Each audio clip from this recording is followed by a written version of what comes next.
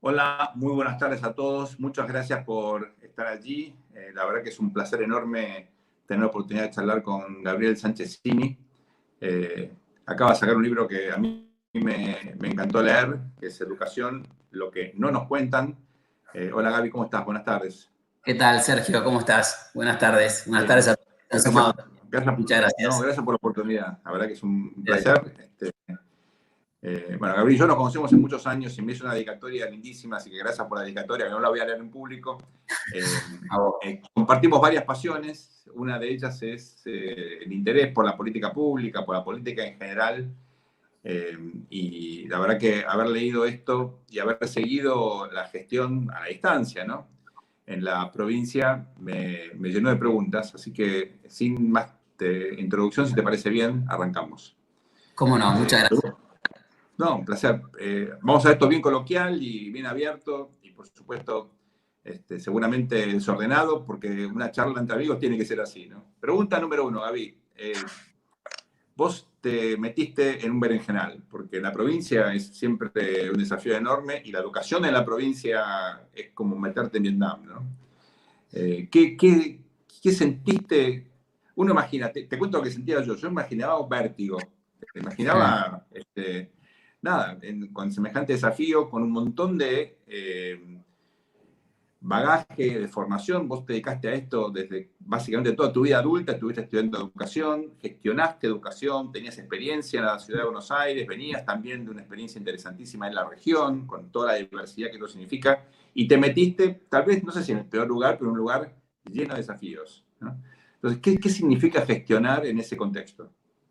Bueno, lo primero que sentí es el agradecimiento por la enorme oportunidad de estar ahí. Si uno cree en la política educativa, como nosotros hablamos durante 2 décadas que nos conocemos, Sergio, los lugares para gestionar son los que más te permiten transformar y llevar adelante esos cambios, ¿no? La política es un sistema, como sabés, 18.000 escuelas, 5 millones de alumnos, 400.000 docentes, directivos, y realmente se puede trabajar mucho y tener impacto en muchísimos chicos y chicas que van a la escuela. Entonces, la primera sensación fue ese agradecimiento enorme a María Eugenia, como siempre le digo a ella y a todos, fue el mejor trabajo de mi vida. Lo segundo, como decís vos, de vértigo. Yo venía trabajando en la provincia en el lanzamiento del sistema de emergencias de SAM en la provincia, Claro.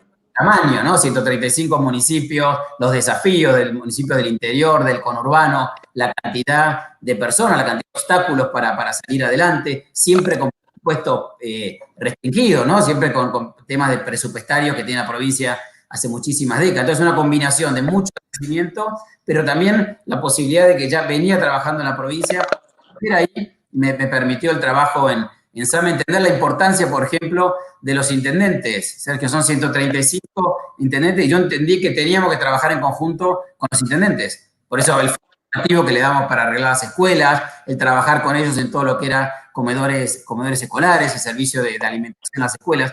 Entendí también y llegué a esa posición entendiendo que lo territorial, estar cerca de la comunidad educativa y trabajar con los intendentes era clave. Gabriel, estás hablando, y vos sabés muy bien, con un gorila. No soy antiperonista, pero tengo una cosa de prejuicio, no por el peronismo, sino por cómo se gestiona en Argentina. En general se gestiona mal y yo creo que el peronismo, no quiero generalizar porque hay gobernadores que son mucho mejor que el promedio, pero en la provincia de Buenos Aires, la impresión que uno tiene ex ante es que es un desastre. Pregunta, ¿es un desastre o había cosas buenas que vos encontraste? ¿Había algo que valía la pena? ¿Construiste desde el vacío absoluto o eran todos impedimentos? Bueno, yo llegué cuando estaba saliendo Alejandro Fino, la verdad es que se fue el gobierno nacional, por lo cual Claro. ya empezado un gobierno de María Eugenia Vidal de un año y medio, que había empezado a poner el Estado otra vez presente. La verdad, lo que sí encontramos era un Estado muy poco moderno. Por supuesto, para gestionar hace falta tener estadísticas y evidencias. Nosotros no teníamos la cantidad de alumnos que existían, la cantidad de docentes, tuvimos que rearmar esa información que es importantísima para gestionar. Por ser nacional, trabaja con las evaluaciones a aprender. Déjame interrumpirte, ¿no tenías idea de cuántos alumnos había en el sistema educativo en la provincia de Buenos Aires? Tuvimos que hacer un censo de alumnos que inició Alejandro y el ministro de Economía, Hernán Lacunza, para entender cuántos alumnos estaban, por dónde estaban, y también para entender, que lo puso Esteban Bullrich, quién aprendía y quién no aprendía, porque cuando uno quiere hacer políticas educativas y focalizarse en los que más lo necesitan y los alumnos más vulnerables, y tenés que saber quién aprende y quién no aprende y dónde están. Si no, es muy difícil focalizar esa política, por lo cual tuvimos que trabajar mucho en tener esa evidencia. Por eso dedico un capítulo entero del libro, Sergio, a hablar de que hay que tomar política educativa con evidencia. Es muy difícil sino hablar de cómo vas a mejorar. Yo te digo, Sergio, ¿cómo va la educación de tus hijos? Muy bien, ¿y a qué colegio van? No sé. Bueno, yo te creo poco que la educación de tus hijos. Claro. Bueno, lo mismo, digamos, ¿no? Si un gobierno no está trabajando con evidencia, es difícil poder tomar políticas educativas que tengan impacto. Así que parte de nuestro trabajo fue reconstruir esa evidencia, esas estadísticas, esos números para poder tomar decisiones en un público de 5 millones de alumnos, por lo cual era muy, muy grande la cantidad de alumnos con los cuales teníamos que trabajar, desde jardín a la educación superior. ¿Y qué te sorprendió de todo ese sistema complejo, a veces seguramente barroco, a veces desorganizado, a veces no? ¿Qué fue lo que más te llamó la atención? Mira, la muy buena sorpresa y muy interesante fue la energía y el entusiasmo del equipo del sistema educativo, que a pesar que tenía dificultades, que por ahí no llegaba recursos para mejorar la infraestructura, que las escuelas no tenían internet, visitar escuelas, yo visitaba una escuela por día, lo hice en toda la gestión, el entusiasmo de los directivos, los docentes comprometidos con la educación era fenomenal.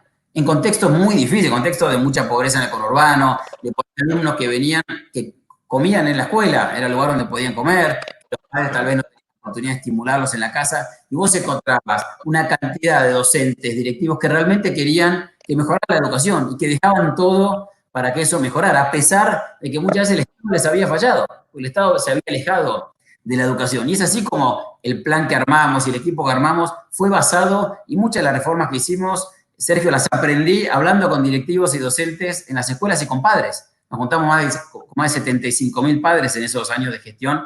Los padres no eran un actor importante en el sistema educativo. Solo lanzamos un programa ABC Padres para poder hablar con los padres y saber qué opinaban, qué faltaban, cómo podían involucrarse. Entonces, encontrar ese entusiasmo, esa energía que uno se presentaba y mostraba algún plan nuevo, un programa nuevo, y el entusiasmo que había del sistema educativo para llevarlo adelante, eso fue de las mejores cosas que me pasaron los primeros meses visitando escuelas.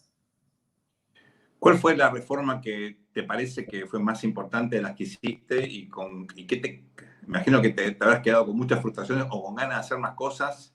¿Qué es lo que te gustaría haber hecho y no pudiste hacer?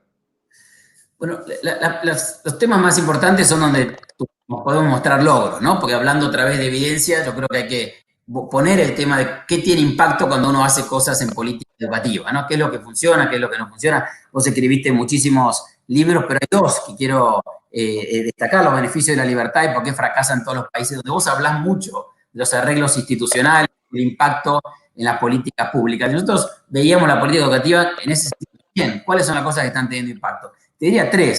El primer impacto que tuvimos es que mejoraron los aprendizajes. La verdad que uno hace todo esto para que mejoren los aprendizajes de los estudiantes. Y uno ve estos 4 años que pasaron a cargo de María Eugenia Vidal en la provincia, mejoró el aprendizaje de lengua y sobre todo mejoró en las 2.000 escuelas más vulnerables. Hicimos un programa que llamó Red de Escuelas, en las escuelas que tenían más desafíos de aprendizaje. Ahí mejoró todavía más los aprendizajes de lengua y mejoraron también ahí más que el promedio de matemática. Entonces, para mí, el principal logro, y lo digo mucho en el libro, es que nosotros hicimos una gestión que mejoró de a poco, porque uno tarda en la educación, mejoró los aprendizajes. Y eso me parece que fue muy importante. Lo segundo es volver a tener un Estado presente en la educación, que era lo que reclamaban las escuelas, reclamaban los padres, los docentes, y un Estado, que vos también hablas mucho en tus libros, que tenga capacidades modernas. Yo visité una escuela, los primeros meses de gestión, en San Miguel del Monte, ¿no? a unas horas de La Plata, y la directora me decía,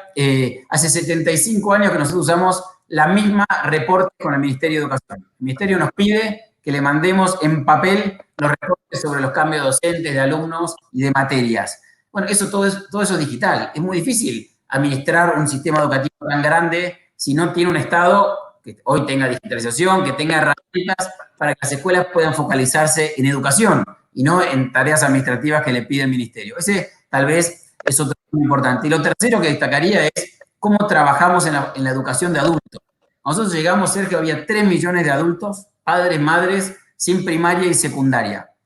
Entonces, una persona de 30 años sin primaria, es muy difícil que le vaya bien en su vida, ¿no? Que tenga movilidad social por eso. Pero también es muy difícil, Sergio, que sus hijos aprendan. Porque Seguro.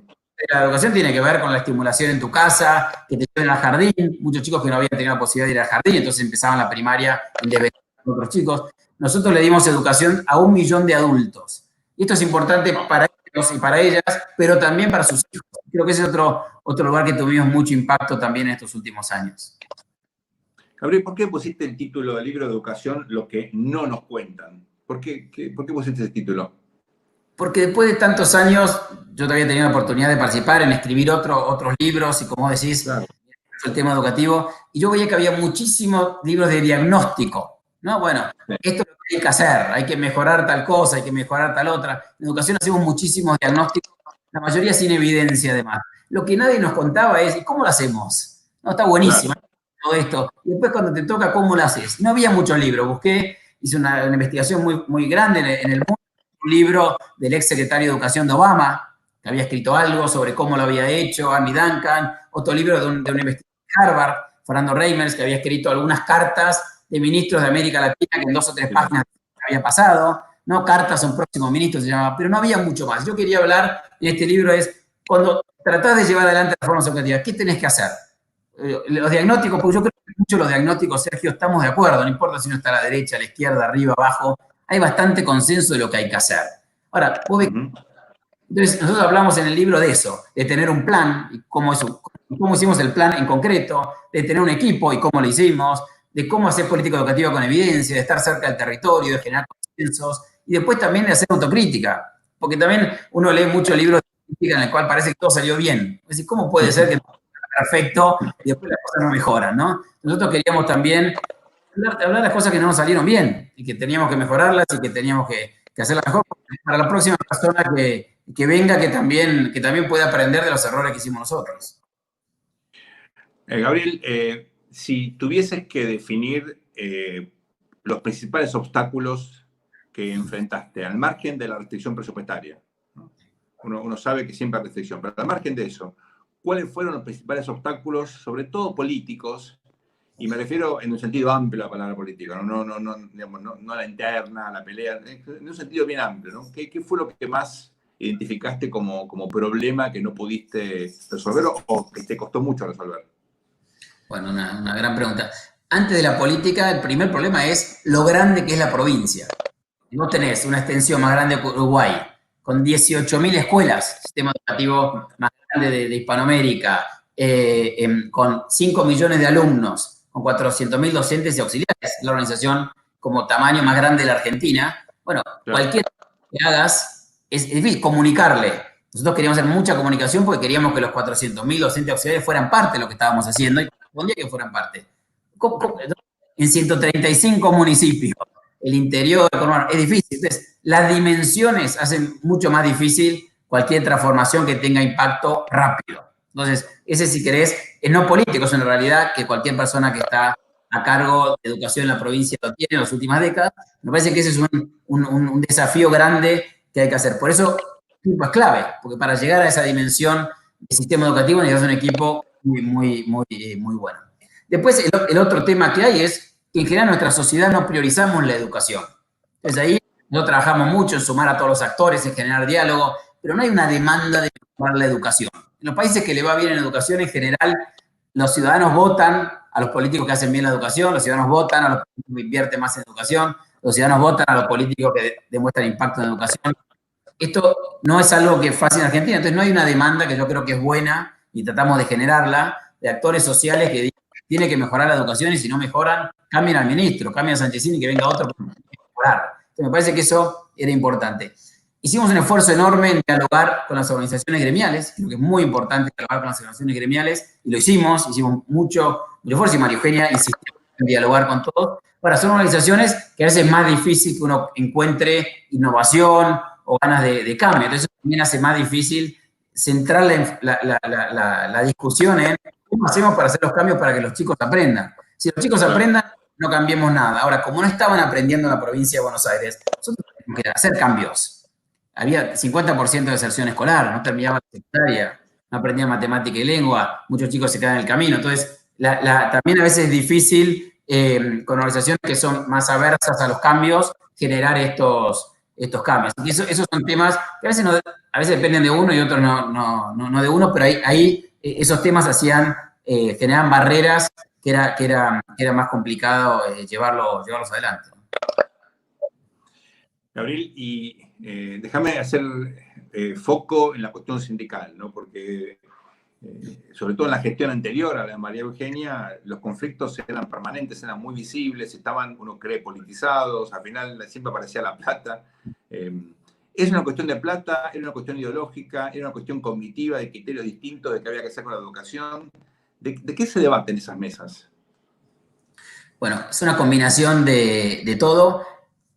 En mucho es una discusión partidaria también, entonces al final es política partidaria, digamos, ¿no? La verdad, Sergio, la política partidaria pasa en todos los países. En todos los países los gremios son de un partido y no de otro. Entonces, cuando ese gremio está ahí, digo, eso es natural, digamos. Yo he investigado cosas en muchos países, eso a mí me parecía sorprendente. Y sí, claro, este gremio, que siempre pasa, digamos, no pasa acá, pasa en Finlandia, pasa en Chile. Claro. Entonces, eso era esperable. Lo que no pasa en otros países es que haya contra esa discusión tantos paros. Porque lo que nosotros queríamos, lo más importante para mí es discutamos de todo. No hay problema en debatir. Lo que no hagámoslo sin que los chicos pierdan clase, porque el daño que hace a un chico que no va a clase, sobre todo un chico más vulnerable, es enorme. Entonces, tengamos cualquier discusión, puede ser partidaria también, pero hagámoslo con las clases y las escuelas abiertas. Entonces, ahí es donde difiere esta discusión con respecto a otros países. Obviamente el tema monetario es una discusión enorme. Ahora, yo era el ministro de Educación. Yo quería pagar lo mejor posible a la educación. Yo le iba con el ministro de Economía para que me dé más recursos, por supuesto, digamos. Eso no es, hay una restricción presupuestaria, como decís, hay un presupuesto que lo aprobaron las cámaras de diputados y senadores, en las cuales no teníamos mayoría, que también siempre yo le decía a los gremios, pero escúchenme, el presupuesto lo aprueban el Poder Legislativo, en lo cual nosotros no tenemos la mayoría. No, hay un tema político también que me parece que a veces en Argentina no lo discutimos lo suficiente. Me decían, bueno, hay tema hay emergencia de ICE, hay que trabajar en la emergencia de ICE. Por supuesto, busquemos para hacerlo. Yo trabajaba en el sistema educativo, yo quería que hubiera más recursos, digamos. Entonces, a veces la discusión esa es importante, pero también muchas veces se mezcla la política y lo hace más complicado.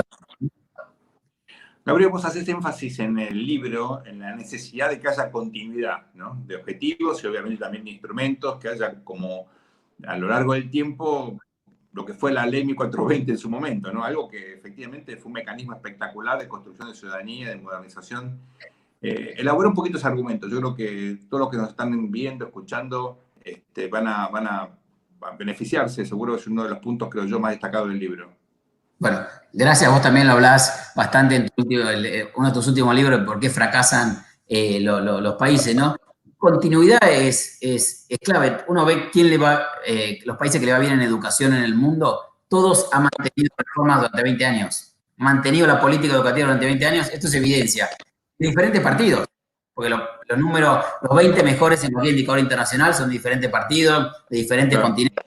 Ahora, ha mantenido 20 años sus políticas educativas consistentes. Eso no lo hemos logrado en Argentina. Al principio no lo logramos ni con legislación, digamos. Después en 2006 salió la ley de educación, 2007 financiamiento, entonces por lo menos tenemos un marco legislativo, un marco institucional, como también hablas mucho en tu libro, que es clave. Pero después cambiamos mucho según los gobiernos, y me parece que eso es lo que hace más difícil la continuidad. Y también otra cosa, ¿sabes qué, Sergio? Que para mí hace difícil la continuidad en este país, es que hablamos de educación sin evidencia. Porque vos y yo podemos disentir, pero si vos me decís, mira, un suéter más una computadora más otra da 2. Yo puedo tener de un lugar ideológico vos de otra, pero la verdad es que dio 2 eso. Entonces, si vos decís, mira, este programa de educación ayuda a disminuir la deserción escolar, a mí no me importa qué partido lo hizo. A mí me parece que hay que seguir haciéndolo. Entonces, si uno pone evidencia, conectar igualdad. Nosotros construimos un programa de robótica sobre conectar igualdad. Yo hablaba mucho con que era la secretaria de Educación de La Matanza, que había liderado la igualdad. No importa que como espacio político teníamos diferencias políticas con ese espacio. Ahora, para hacer programación y robótica, la netbook de Conectar Igualdad era que los chicos hacían su programación de de la robótica, de los robots que le habíamos dado nosotros. Y eso fue una continuidad de una política educativa. Muchos funcionarios que eran del gobierno anterior, que eran competentes y responsables, yo los dejé en el ministerio, porque yo creo que tiene que haber continuidad de las cosas buenas que habían pasado antes. Todo el programa de socioeducativa que había impulsado el gobierno anterior, nosotros sobre eso si lo expandimos. Entonces, eso para nosotros era positivo. Nosotros universalizamos el comedor escolar. Ahora, lo había empezado el gobierno anterior a eso. Entonces, yo creo que tiene que haber. Y nosotros hicimos un esfuerzo enorme con la transición, con la ministra que me sucedió. Hicimos muchas reuniones y además dejamos 32 reportes por escrito con números y evidencia de lo que habíamos hecho. Lo bueno, con números, y también incluíamos autocrítica. Para hacer un esfuerzo, mirá, vos son otro partido político, hagan la política que a ustedes les parezcan las mejores, obviamente. Ahora, lo que funcionó bien para mejorar los aprendizajes, que al final no importa, manténganlo. Cambien el nombre si quieren, pero yo creo que tenemos que hacer un esfuerzo como argentinos y como dirigentes del sector educativo de realmente hablar con evidencia y hacer un esfuerzo por tener continuidad sin prejuicios. Por eso yo creo que hay que hablar de educación sin tanto prejuicio y con más evidencia. Lo que funciona para aprender, dejémoslo, no importa qué partido lo hizo. Y lo que no funciona, cambiémoslo, no importa qué partido lo hizo. Prejuicio mío, uno tiene la sensación de que si una familia manda a un chico a una escuela pública de la provincia de Buenos Aires, difícilmente ese chico, escuela primaria en particular, ¿no? Difícilmente ese chico pueda competir con un egresado de una escuela privada, digamos, promedio y sobre todo de las buenas. ¿Es el sistema educativo en la provincia de Buenos Aires una maquinaria, un mecanismo de perpetuación de las desigualdades? No, me parece que el sistema educativo de la provincia genera movilidad social y hay escuelas, toda la provincia de Buenos Aires, fenomenales, con docentes fenomenales, que ayudan a sacar a los chicos de la vulnerabilidad en la que llegaron a la escuela. Ahora, pensá que la movilidad social, lamentablemente, en Argentina y la mayoría de América Latina, la determina mucho más el nivel de ingreso y vulnerabilidad inicial de la familia que la escuela. O sea, que la escuela genera movilidad social, pero vos también tenés niveles de pobreza que hacen mucho más difícil, porque no es solamente la educación, es la nutrición. Ahora sabemos el desarrollo infantil temprano, todo lo que se aprendió de neurociencia, de 0 a 4, de 0 a 5, el jardín empieza a los 4 años en la provincia de Buenos Aires, vos tenés muchísima estimulación y desarrollo cognitivo. Entonces, hay temas que son clave de la escuela, hay temas que son generales. Por eso nosotros universalizamos, María Eugenia nos impulsó a universalizar el comedor escolar. 1.700.000 chicos comían en la escuela, porque era fundamental también para la educación, eso, no solamente la educación en sí misma. Entonces ahí hay que encarar este tema mirando de una manera más integral, que vos también lo hablás en varios de tus libros, ¿no? Todo lo que tiene que ver con tratamiento del tema de pobreza, tema de nutrición, estimulación infantil temprana, y después trabajar más en jornada extendida. Los chicos van a la escuela muy pocas horas, van 4 horas, entonces impulsamos que muchas escuelas pudieran volver a tener jornada extendida o doble jornada, porque nosotros tenemos que seguir avanzando, como hay acá en la Ciudad de Buenos Aires, donde trabaja ahora, en el cual impulsaron en los últimos años, todas las escuelas, la mayoría, tienen, te diría todas, tienen doble jornada o jornada extendida, porque obviamente necesitamos que los chicos estén más tiempo en la escuela. Entonces ahí es donde hay que comparar la calidad de las escuelas, digamos. Y ahí son muy comparables las escuelas, ¿no? Nos quedan 5 minutos, tengo 5 preguntas. ¿Hacemos un ping-pong? Sí, señor. ¿Te parece? Dale. Sí, señor. ¿Sí o no? Primera, infraestructura física. ¿Cuál es no te puedo decir, no te puedo poner una descripción acabada, pero digamos, de 1 a 10, ¿cuál es el estado de la infraestructura física de las escuelas en la provincia de Buenos Aires? ¿Y qué desigualdad hay en función de la localización, ¿no? Hay una desigualdad enorme entre el conurbano y el interior. Vos tenés 2/3 del conurbano y 1/3 en el interior, casi la misma cantidad de... Nosotros sí, invertimos más de 30.000 millones de pesos en infraestructura, a través del gobierno provincial, a través de los municipios, el fondo educativo de los municipios, que por eso te decía la importancia con los municipios. Falta mucho todavía. Conectamos 7.000 escuelas a internet. Había menos de 100 cuando llegamos al ministerio. Ahora, hay 12.000 escuelas. Faltan escuelas. Entonces nosotros trabajamos mucho en las condiciones edilicias, las condiciones de internet, porque es clave también en el siglo XXI. Falta mucho todavía. Hay que seguir aumentando la inversión en infraestructura. Eso es clave. A ver, ¿cuánta ideología hay en las escuelas, sobre todo en las secundarias, ¿no? ¿Hay bajada de línea? ¿Hay, digamos, intención de algunos sectores de influir en la opinión? ¿La escuela secundaria genera alumnos que sepan pensar críticamente o que piensan más sesgados en función de una determinada ideología?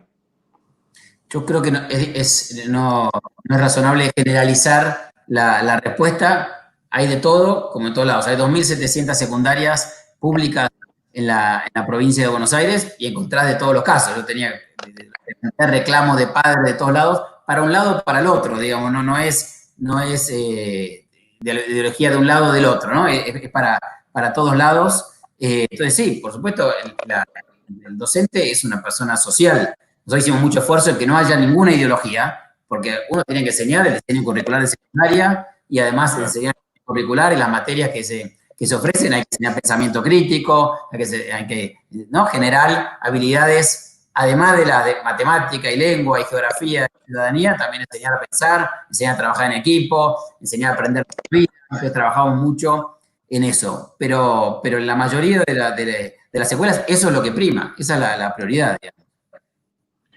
¿Hasta qué punto se involucran los padres? Con todo lo despelote que tiene un padre en promedio o madre, en muchos casos en lugares vulnerables, ¿están involucrados en la escuela, se meten, les interesan o mandan a los chicos? Y también no se puede generalizar, pero digamos, como vos viste esto en primera persona, estuviste involucrado, ¿cuál fue la sensación que te quedaste? Mira, la sensación es que tenemos que trabajar del Estado para que se involucren mucho más, porque es clave. Por eso lanzamos este programa que te decía, ABC Padres, que nosotros nos reunimos con los padres en las escuelas. Con 75.000 padres nos reunimos todo el equipo.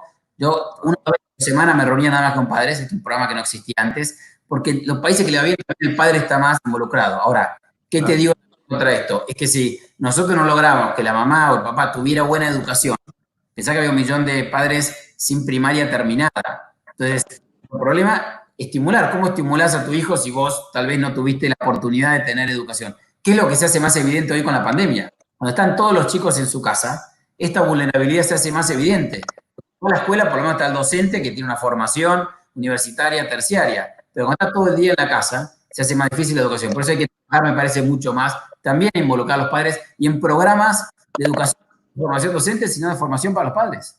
Porque inclusive los padres que tienen más educación a veces no saben cómo involucrarse. Entonces creo que ahí el Estado tiene que trabajar mucho más en involucrar a los padres y darle herramientas a los padres para participar. Bueno, tocaste el tema de la pandemia y la pregunta obvia es ¿cómo va a cambiar la escuela? Si va a cambiar algo después de esto, ¿qué va a quedar de la tecnología? ¿Qué pensás vos al respecto? ¿Buena, es mala? ¿Cómo crees que va a surgir la escuela luego de este acontecimiento tan singular, inesperado y único, ¿no? Sí, obviamente es triste lo que estamos viviendo, es una tragedia. Ahora, yo soy optimista de los cambios que está generando. Te digo 3 o 4 que me parece que están buenos. Uno, que el rol de los padres está siendo mucho más activo. Hicimos muchas encuestas en Ciudad de Buenos Aires donde muestra que los padres están educándose sobre la educación de sus hijos. Están aprendiendo porque los chicos están en la casa. Entonces creo que vamos a tener un rol del padre, siguiendo con la pregunta anterior, más activo. En segundo lugar, se hace más evidente la inequidad educativa. Siempre la tuvimos en los últimos años y es triste. Hoy creo que hay mucho más actores sociales, políticos, directivos de escuela hablando de esa vulnerabilidad. Creo que eso es bueno para que el Estado se enfoque más. La tecnología tiene que quedarse, obviamente no es una panacea, pero es una herramienta muy buena, y no solo a nivel popular. Sergio, las universidades argentinas tampoco tenían todavía muchos cursos a distancia o muchos cursos tecnológicos. Va a ayudar para que la Argentina se integre más en el mundo en ese sentido. Argentina tiene una tradición universitaria fenomenal. Ahora con la tecnología podemos ofrecer esa tradición universitaria y esos cursos a toda América Latina, a todos los países que hablan en español. Creo que eso es muy bueno también. Eso está para quedarse positivo. Las escuelas han desarrollado mucha autonomía. Por omisión de los gobiernos o por acción, las escuelas que siempre van para adelante y han mostrado un esfuerzo enorme, han mostrado maneras de solucionar la forma de estar cerca de los alumnos muy buenas, usando plataformas diferentes, llamando a los chicos, aprovechando cuando les dan comida para hablar con los padres. Eso va a fortalecer la escuela. Y lo último es que veo que una sociedad está valorando mucho más la escuela y a los docentes. ¿Qué es lo que corresponde? En los países que está bien, hay mucha valoración de la escuela y del docente. Creo que en Argentina estamos viendo eso. En Ciudad de Buenos Aires ya 3 veces los vecinos salieron a los balcones a aplaudir a los docentes. Eso es muy positivo. Me parece que eso también está ayudando dentro de la tristeza de la pandemia a que tal vez aceleremos la mejora de la educación en el país. Ahora sí, la última, Gabriel. Después de toda esta experiencia, el día de mañana, no sé qué año, 23, 27, no importa, te llaman y te dicen, Gabriel, te estás de vuelta a cargo, sos ministro, o en la provincia o en la nación. ¿Qué haces? ¿Cuál es tu prioridad? ¿Qué aprendiste? ¿Cuál es tu principal experiencia, tu principal, digamos, aprendizaje, el balance que sacaste de esta gestión y después de haber escrito este libro que te da una posibilidad de abstracción y de repensar también tu experiencia?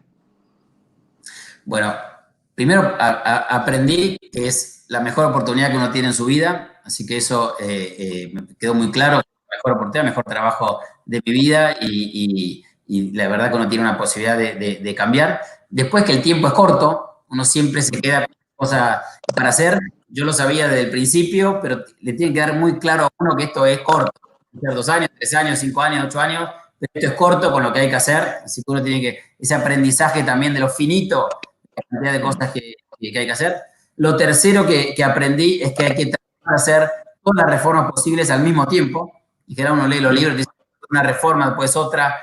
El sentido de urgencia es clave. Hay que hacer esto con urgencia, porque si tu hija es la que no termina la secundaria este año, que no aprende matemática, vos no dejaría que yo te diga que esto es a largo plazo. Bueno, entonces hay que poner sentido de urgencia a estas reformas. Esto tiene que ser, por eso hay que empujar muchas reformas al mismo tiempo y por eso hay que armar el mejor equipo que uno tiene. Porque esto nunca se hace de una persona a 2 personas, se hace de miles. Y el equipo no es solamente los funcionarios que uno trae, el equipo es todo el sistema educativo. Entonces hay que trabajar, a veces cansa, bueno, hay que ir a las escuelas, docentes te critica, no le gusta lo que está pasando, hay mucha demanda. Es clave poner la cara todos los días con el sistema educativo. Lo más importante para que mejore la educación son los docentes que están delante del aula, delante de los chicos. No hay otro secreto. Entonces hay que estar muy cerca de los docentes e involucrar a todos los docentes, aunque estén de acuerdo o no políticamente con lo que está haciendo, en lo que está haciendo. Hay que involucrar y entusiasmar a los docentes y al sistema educativo en las reformas que uno quiera hacer. Gabriel, la verdad que un placer charlar con vos. Te recomiendo enfáticamente el libro Educación, lo que no nos cuentan, un libro sobre la gestión, sobre cómo se hacen las cosas, no lo que habría que hacer, no tanto los qué, incluyen los qué, pero sobre todo los cómo, y también los quiénes, la importancia del equipo, que es fundamental, la importancia del liderazgo, el trabajar con los actores del sistema, los que están, no los que uno querría que estuviesen. Es muy importante en la vida, no solamente en el sistema educativo. La verdad que un placer haber leído el libro, pasar esta charla. Les agradezco a todos la atención y estamos en contacto. Gracias a todos, muy buenas tardes. Muchas gracias, Sergio, y gracias a toda la audiencia. Gracias, Sergio. La verdad que un placer estar